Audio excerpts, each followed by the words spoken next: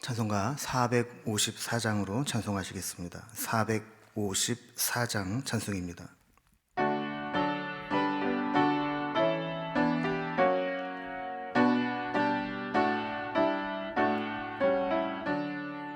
주와 같이 되기를 내가 항상 원하니 온유하고 겸손한 주의 마음 주소서.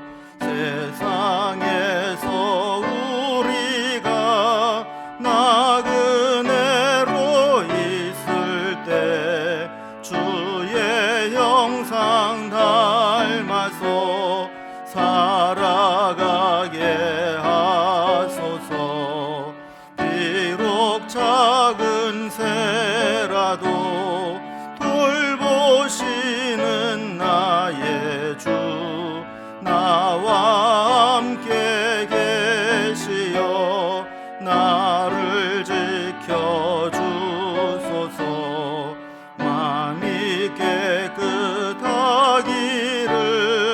내가 항상 원하니 악한 마음을 버리고 살아가게 하소서.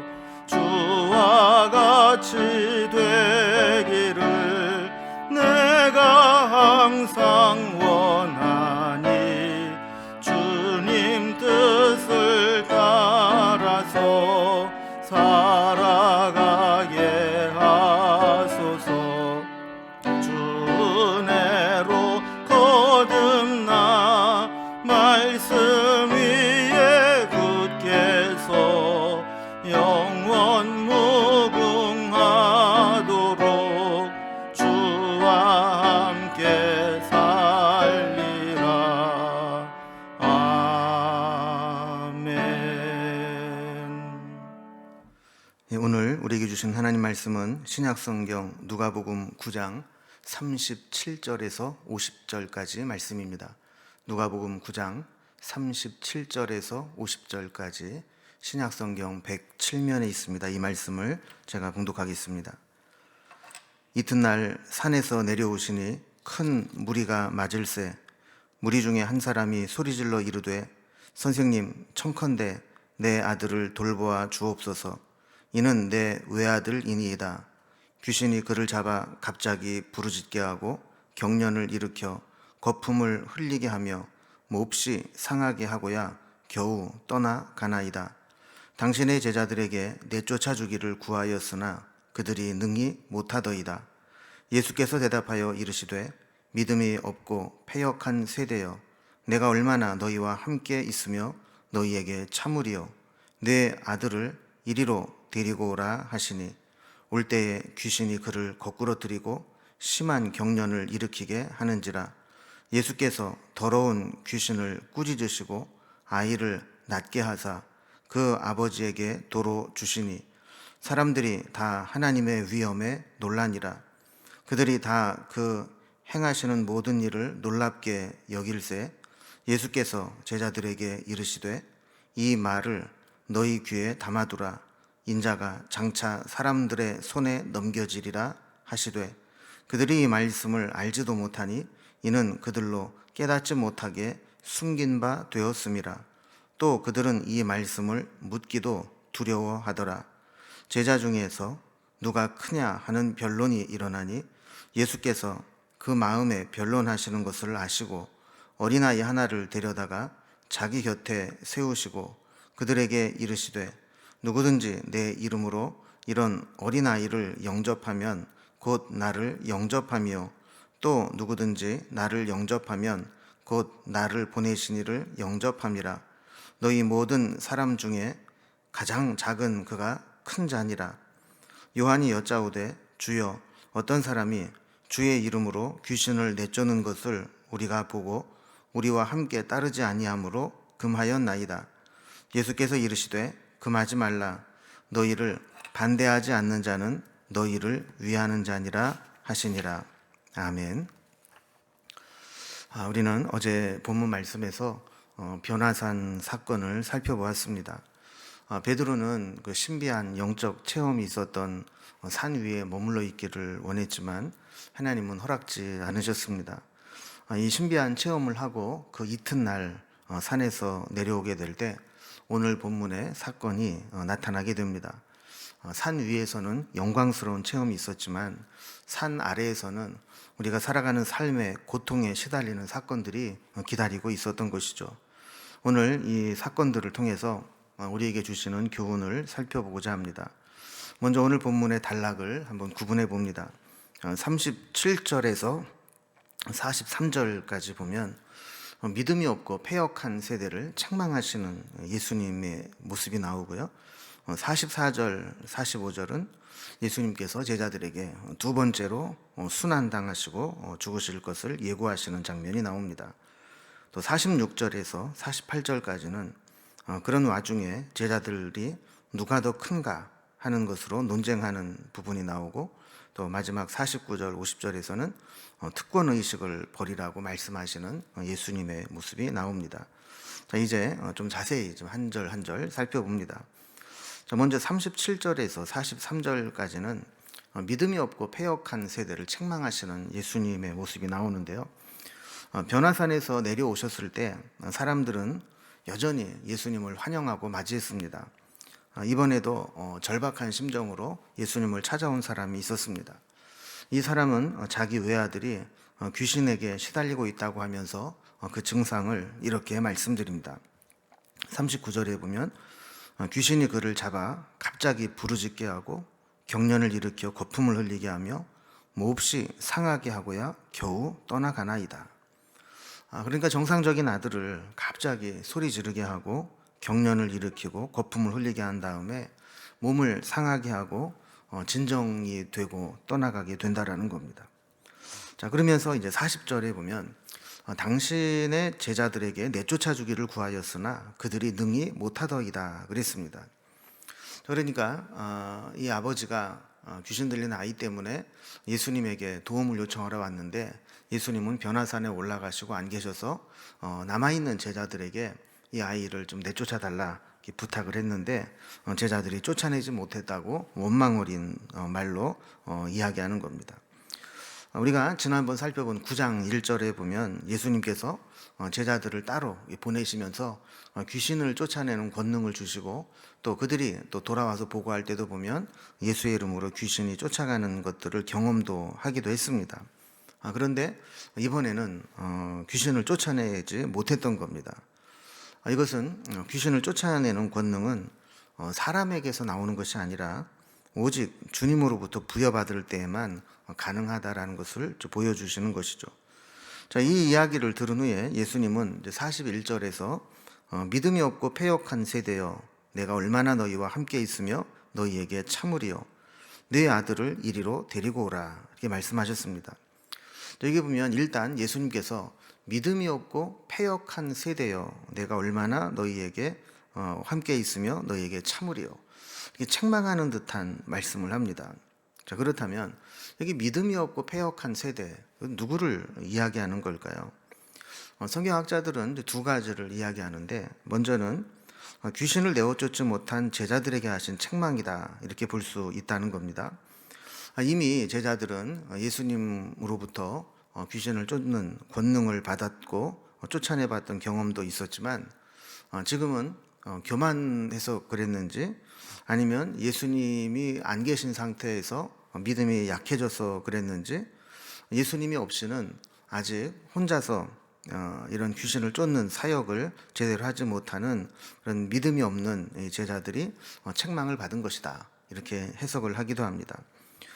두 번째로 이 책망은 귀신 들린 아버지를 향해서 한 책망이라고도 볼 수 있다라고 해석합니다. 그럼 보통 아이들은 마음이 순수하고 또 세상 악에 물들지 않았기 때문에 귀신에 들리는 경우가 많지 않았습니다. 그런데 이런 아이가 귀신에 들릴 정도라면 그 아이의 환경이 썩 좋지 않았다라는 겁니다. 그러니까 부모가 악한 모습들을 보였거나 학대를 했거나 안 좋은 환경에 아이를 노출시켰거나 그랬을 가능성이 많다라는 거죠. 요즘에도 사회적 문제가 되는 것들 중에 하나가 아동학대, 또 미성년자 성착취, 이런 것들이 사회적으로 큰 문제가 되지 않습니까? 정인이 사건을 비롯해서 또 엠번방 사건, 이런 것들에 노출될 때 아이들은 정말 미치거나 정상적인 생활을 할 수 없을 정도로 큰 상처를 입게 되는 것이죠. 자, 그러니까 이 아이가 이렇게 귀신 들릴 정도 되었다면 부모가 도대체 이 아이를 어떻게 키웠느냐, 이 아이가 자라나는 환경 속에 얼마나 안 좋은 환경에 노출시켰느냐, 이렇게 책망했다고 본다라는 겁니다. 자, 그러니까 귀신을 쫓아내지 못했던 제자들을 향한 책망이든 아니면 그 아이가 귀신 들리도록 방치하고 그런 안 좋은 환경에 노출시켰던 아버지에 대한, 부모에 대한 책망이든 어쨌든 예수님은 이제 곧 예루살렘으로 올라가셔서 십자가를 지시고 얼마간 계시다가 하나님 나라로 올라가실 것인데, 이렇게 제자들이나 사람들과 함께 있을 시간이 얼마 남지 않았는데 여전히 제자들은 믿음이 부족하고 세상은 패역한 상태에 있다라는 것을 지금 예수님께서 책망하시듯 말씀하시는 거죠. 자, 그러면서 이 아이를 데려오라 말씀하십니다. 42절에 보면 이 아이를 데려올 때 그 안에 있던 귀신이 순순히 오게 하지 못합니다. 또다시 그 아이를 거꾸러뜨리고 심한 경련을 일으키게 합니다. 그러나 겨우 예수님께 데려오게 되었을 때 예수님은 이 아이를 괴롭혔던 더러운 귀신을 꾸짖으시고 아이를 낫게 해서 아버지에게 도로 주었다, 이렇게 기록하고 있습니다. 자, 두 번째 사건은 예수님께서 제자들에게 두 번째 순환을 예고하신 겁니다. 자, 이렇게 귀신 들린 아이를 고쳐주신 후에 예수님은 제자들에게 아주 의미심장한 말씀을 하십니다. 44절에 보면 이 말을 너희 귀에 담아두라, 인자가 장차 사람들의 손에 넘겨지리라 하시되, 그랬습니다. 예수님은 지난 22절에서 이미 제자들에게 내가 많은 고난을 받을 것이고 사람들에게 버림받아 죽임을 당하고 제3일에 살아날 것이다 예고하셨습니다. 자, 그리고 오늘 본문에 보면 다시 재차 사람들에게 손에 넘겨질 것이다 하면서 이 말을 너희 귀에 담아두라, 매우 엄중하고 무겁게 말씀을 하십니다. 자, 그런데 45절에 보면 이 엄중한 말씀을 들은 제자들의 반응이 참 애매합니다. 45절에 이렇게 기록합니다. 그들이 이 말씀을 알지 못하니 이는 그들로 깨닫지 못하게 숨긴 바 되었습니다. 또 그들은 이 말씀을 묻기도 두려워하였더라, 그랬습니다. 자, 예수님께서 이제 인자가 사람들의 손에 넘겨지리라 하는 말씀을 하셨을 때 그들의 반응이 첫 번째는 깨닫지 못했다는 것이고 두 번째는 알려고 하지 않았다라는 겁니다. 여러분, 제자들의 입장에서 보면 지금 예수님의 기세라면 나라라도 다시 되찾아올 기세입니다.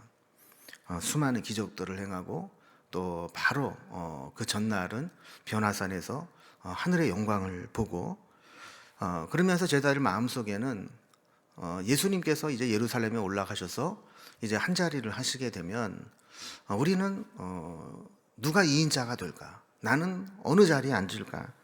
이런 욕심에 가득 차 있었다라는 겁니다. 자, 그런데 예수님은 계속해서 죽는다느니 넘겨질 것이라느니 버림받을 것이라느니 자꾸 이런 말씀을 하시니까 이해가 안 되는 거죠. 예수님께서 지금 막 곤경에 처하거나 막 쫓기거나 이런 상황이라면 모르지만 지금 사람들이 막 구름대 같이 모여오고 수많은 기적을 행하고 하늘의 영광이 나타나고 하는데 죽는다는 얘기인가? 이해가 안 됐다라는 거예요. 또 예수님께서 그 말씀을 하실 때 그 말씀을 묻기도 두려워하였더라, 그랬습니다. 괜히 예수님 무슨 뜻입니까? 왜 죽는다고 말씀하십니까? 그게 무슨 의미입니까? 라고 물어보았다가 자신들이 꿈꾸고 기대하는 것과 다른 대답을 들을까 봐 아예 물어서 대답을 듣고 알려고 하지도 않았다라는 겁니다. 여러분, 우리도 가끔 그럴 때 있지 않습니까? 성령께서 감동을 주시면서 어떤 것을 하고자 하는 마음이 생겼는데 기도하면 하나님이 하라고 하실 것 같으니까 아예 기도 안 해버리는, 이렇게 주님의 말씀이 들렸을 때 그것을 잘 모르면 분명하게 말씀을 듣고 깨닫고 순종할 생각을 해야 되는데, 이게 애매하게 모르는 상태로 뭔가 자기 기대와 다른 결과가 나올까봐 예수님의 말씀을 알려고 하지 않게 되었을 때, 결국 이러한 애매한 신앙의 자세는 예수님의 뜻을 분별하지 못하게 만들었고 예수님의 생각과 전혀 다른 모습으로 살아가게 나타나는 것을 보게 됩니다. 그래서 그러한 모습이 이제 46절에서 48절까지 나오게 되는데요. 누가 더 큰가 하는 논쟁으로 다투는 모습으로 나오게 됩니다. 지금 예수님은 십자가 사역을 완성하기 위해서 예루살렘으로 올라가시는 중입니다. 그런데 그 와중에 제자들은 누가 더 크냐 하는 변론을 하고 있습니다. 그러니까 예수님은 십자가의 순환을 예고하시는데 제자들은 누가 더 높으냐 이것으로 다투고 있다는 겁니다. 사람들이 모인 곳에는 늘 주도권 싸움이 일어납니다. 교회도 예외는 아닙니다. 누가 주도권을 잡느냐, 누가 더 크냐, 누가 더 큰 영향력을 행사하느냐. 그런데 사실 이 갈등으로 얼마나 쓸데없는 에너지를 허비하고 있는지 모릅니다. 하나님 나라를 위해, 하나님 뜻을 위해 온 마음을 다 합하고 힘써 일을 해도 모자랄 판에 불필요한 그런 논쟁으로 누가 더 크냐, 누가 더 목소리가 크냐, 이것으로 허비하면 안 된다라는 거예요. 여러분, 세상에는 다른 사람을 밟고서라도 더 빨리, 더 먼저, 더 높은 것에 올라가려고 합니다. 그러나 주님의 제자는 나를 희생해서라도 주님의 뜻을 이루고 다른 사람을 살리고 세우는 일을 해야 하는 것이 주님의 제자의 삶이라는 겁니다. 자, 그런데 이 제자들은 지금 곧 예수님이 예루살렘에 올라가셔서 십자가를 지시는 그 상황인데도 불구하고 여전히 누가 더 크냐 이 문제로 다투고 있었다라는 거예요. 이때 예수님은 어린아이 하나를 데려다가 세우십니다. 그리고 48절에 보면 누구든지 내 이름으로 이런 어린아이를 영접하면 곧 나를 영접하며 또 누구든지 나를 영접하면 곧 나를 보내신 이를 영접함이라. 너희 모든 사람 중에 가장 작은 그가 큰 자니라 그랬습니다. 자, 어린아이와 같아야 된다, 어린아이를 영접해야 된다 하는 이야기입니다. 어린아이들을 보면 처음 보는 아이들인데도 아이들 이렇게 노는 걸 보면은 금방 친해집니다. 또 아이들이 뭐 소꿉놀이 하는 거 보면 뭐 그게 전부가 아니라는 걸 알아서 그런지 뭐 모르지만 어쨌든 뭐 내가 왕을 하든 하인을 하든 그런 거 개의치 않고 아주 즐겁게 노는 것을 보게 됩니다. 당시에는 어린 아이들이 사회적으로 매우 무시당하고 존중받지 못하는 계층이었습니다. 이런 어린 아이를 영접하려는 자세, 이렇게 사회적으로 무시당하고 낮은 자들, 약자들, 이런 자들에게 갑질하지 않고 오히려 그런 자들에게 더 숙이고 더 겸손하게 섬기는 모습, 이것이 주님의 제자의 모습이라는 겁니다. 예수님도 이렇게 십자가에서 죽으실 텐데 이렇게 세상적으로 보면 십자가에서 죽는 그 모습을 보이신 예수님을 영접하는 자, 그가 곧 하나님을 영접하는 것이라고 말씀하는 것이죠. 그러면서 제자들에게 예수님께서 하나님이시지만 인간의 낮은 몸을 입고 오셨고 죄인이 되어서 죽으시고 이렇게 가장 낮은 자리에 오셔서 사람들로 하여금 그 예수님으로 구원받게 하신 것처럼 예수님의 제자들도 가장 낮은 자가 되어야 된다. 그래서 낮은 자가 되는 것이 큰 자라고 역설적인 진리를 말씀하시는 것이죠. 자, 그리고 마지막으로 49절 50절에서 보면 특권의식을 버리라 하는 말씀을 주신, 이렇게 서로 다투는 제자들에게 말씀을 하실 때 요한이 와서 예수님에게 보고하는 것처럼 말씀을 전합니다. 49절에 보면 주여 어떤 사람이 주의 이름으로 귀신을 내쫓는 것을 우리가 보고 우리와 함께 따르지 아니함으로 금하였나이다. 이렇게 말씀을 했습니다. 여러분, 아까 오늘 본문을 처음 시작할 때 37절 이하에서 예수님의 제자들, 변화산에 올라가지 않고 남아 있었던 제자들은 귀신 들린 자를 쫓아내지 못해서 애를 먹고 어떻게 보면 참 무시를 당할 정도로 그렇게 곤경에 처해 있었습니다. 그런데 예수님의 제자가 아닌 다른 사람이, 어떤 사람이 예수님의 이름으로 귀신을 내쫓는 것을 보았다는 겁니다. 그래서 요한과 나머지 제자들이 너 누군데 예수의 이름으로 귀신을 내쫓느냐, 하지 마라, 이렇게 금했다라는 거예요. 어떻게 보면 요한과 제자들은 예수님께 말씀을 드리면서 아마 칭찬받기를 원했던 것 같아요. 그래서 마치 귀신을 쫓아낸다거나 예수의 이름으로 어떤 기적과 권능을 행하거나 하는 것은 이 자기네 예수님과 12제자 이 공동체만이 독점적으로 소유할 수 있는 능력과 또 권한이라고 생각을 했던 것 같습니다. 그런데 예수님은 의외의 대답을 하십니다. 50절에 보면 금하지 말라, 너희를 반대하지 않는 자가 너희를 위하는 자니라.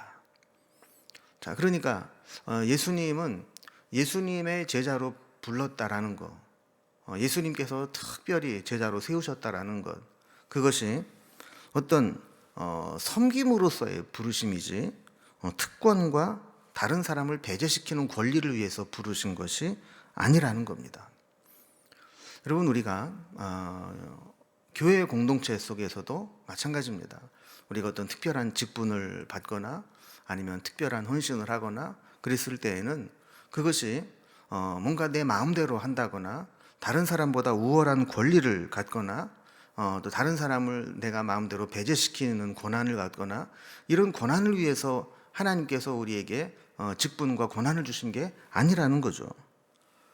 아까 어린아이의 비유와 연관을 시켜본다면 어린아이를 영접하는 환대와 포용하는 그 마음이 있어야 된다라는 겁니다. 사회적인 약자, 또 가장 힘없는 자, 연약한 자, 그들을 품을 수 있는 그 포용력이 있어야 된다라는 거예요. 우리는 조금만 남들보다 내가 열심을 내거나 조금보다 남들보다 우월한 자리에 있게 되면 특권의식을 가지고 배타성을 나타내기가 쉽습니다. 그런데 우리는 이것을 무너뜨려야 됩니다. 우리를 반대하지 않는 자는 다 우리를 위하는 자다. 이런 마음으로 우리가 주님께 부르심을 받아서 하나님의 나라를 위해서 함께 동역해 나가는, 여러분, 사실 전쟁에서는 한 명의 군사가 정말 소중하게 필요하기도 하고 또 정말 바쁠 때에는 무슨 작대기도 힘이 된다고 하는 속담이 있는 것처럼 정말 소중한 부분들이 있거든요. 그럼 우리를 하나님께서 이 공동체로 하나로 묶어주셨을 때에는 정말 소중한 존재들이고 서로 다 품고 가야 될 자들인데 우리가 좀 뭔가 이렇게 특권의식을 가지고 배타적인 자세를 갖게 된다면 결국 이 공동체는 하나님의 나라를 실현하지 못하게 된다라는 겁니다. 자, 오늘 몇 가지 사건이 있었죠. 예수님은 계속해서 하나님의 나라를 이루기 위해서 고난을 자처하시고 십자가를 향해 달려가시는데도 예수님의 제자들은 그 예수님의 뜻을 헤아리지 못하고 계속해서 세상에서 우리가 누가 더 높으냐, 우리만이 가진 권리를 포기할 수 없다, 이런 마음으로 가게 될 때 예수님이 얼마나 또 마음이 아프셨겠어요. 우리도 예수님의 제자들처럼 나는 열심히 섬긴다 하지만 자칫 잘못하면 하나님이 기뻐하지 않는 모습으로 갈 수 있습니다. 늘 우리 모습을 살피고 정말 주님의 부르심을 받은 자로서 내가 어떤 자세로 신앙생활 하면서 하나님을 섬겨야 될까, 그것을 고민하면서 그 뜻을 이루며 나아가는 우리 공동체가 될 수 있기를 주님의 이름으로 기원합니다. 기도하겠습니다. 하나님 아버지, 오늘 본문에 나오는 제자들의 모습을 보면 우리의 모습을 보는 것 같을 때가 많습니다. 우리도 하나님의 뜻을 헤아리지 못하고 믿음도 없고 패역한 자들임을 고백하고 또 주님은 십자가 순환을 향해 달려가시지만 우리는 눈앞에 보이는 나의 이익과 또 높아짐과 나의 특권과 내가 섬김을 받으려고 하는 모습을 갈망하고 있는지 모릅니다. 주님의 마음을 헤아리게 하시고 말씀을 잘 깨닫고 말씀대로 순종하며 살아가면서 하나님이 원하시는 삶을 살게 하시고 하나님의 나라를 함께 이루어가는 멋진 성도로 쓰임 받을 수 있도록 인도해 주시옵소서. 오늘도 우리의 믿음이 더욱 성장하기를 원하고 우리의 삶이 조금 더 성장하고 변화하여 하나님이 기뻐하시는 모습으로 나타나기를 소원합니다. 또한 이 세상을 살아가면서도 우리에게 필요한 은혜를 베풀어 주셔서 하늘의 신령한 은혜가 늘 우리의 심령 가운데 내려지게 하시고 이 땅을 살아가면서도 필요한 이 땅의 은혜를 우리 하나님께서 늘 베풀어 주시고 부족함 없이 채워 주옵소서. 오늘도 기도할 때 우리의 기도를 인도해 주시고 기도하는 것에 선한 길로 응답하여 주옵소서. 예수님의 이름으로 기도드리옵나이다. 아멘. 각자의 기도의 제목들로 주님 앞에 기도로 나아가겠습니다.